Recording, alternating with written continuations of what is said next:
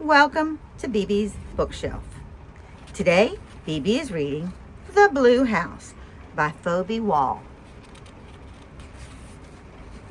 Leo lived with his dad in an old blue house next to a tall fir tree. See the blue house? And that's a tall fir tree.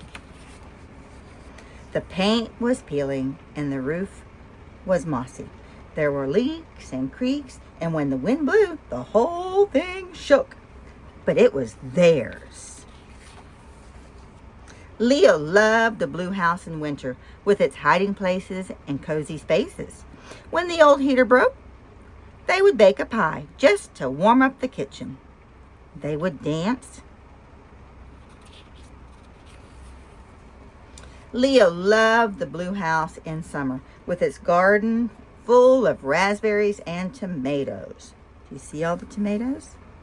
He would play in the yard until the sun went down. Lately, there was all kinds of construction going on in the neighborhood. Big new apartments were going up next door and across the road.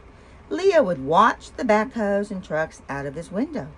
They looked like tiny toys. Do you see Leo looking out his window? "I'm worried ours will be next," he heard his dad say on the phone one night. But Leo knew his dad was wrong. The blue house would be theirs forever. One day, Leo's dad picked him up from school, but instead of going home, they got ice cream and went to the beach. "I got a letter from the landlord today," Leo's dad said. "They've sold our house, and it's going to be torn down. I'm sorry, bud.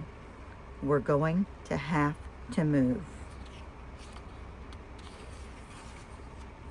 Leo was angry. How could someone just take their house away? He kicked and screamed and locked himself in his room. They couldn't tear it down if he never came out. Do you think that's a good plan?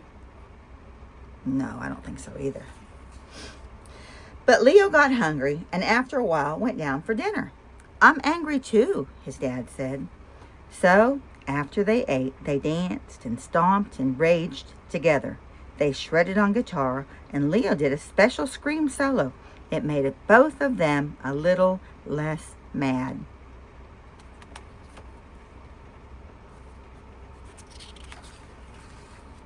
Soon the blue house began to fill up with boxes. Every day, another familiar object was packed away. Have you ever had to move? It's a lot of work. When the blue house was empty, it was echoey and drafty, like a hollow shell. "The walls look so naked," said Leo. "Let's paint on them," said his dad. It made both of them a little less sad. The new house felt empty too. It didn't feel like home. "I hate it," said Leo. "That's okay," said his dad. One day, Leo and his dad walked by the hole where the blue house had been. When they shut their eyes, they could see it clearly, hear every floorboard's creak and the drip of the faucets leak. But when they opened them again, their home was gone.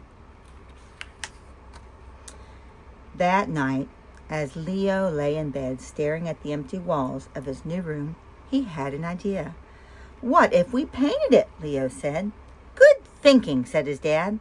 Then together, they mixed the perfect shade of blue, and it made them both feel a little more at home. Little by little, familiar objects began to appear in the new house. After school one day, Leo and his dad baked a pie in the kitchen. What kind of a pie do you think they made? You see the apples? That's right, an apple pie. And that night they unpacked the stereo and danced and stomped and sang until it was time for bed. Leo had been right. The blue house would be theirs forever. And with each passing day, the new house was becoming theirs too. The end. Remember to come back to BeBe's Bookshelf for more stories. And if there's a special book or a series you would like me to read next, drop it in the comments.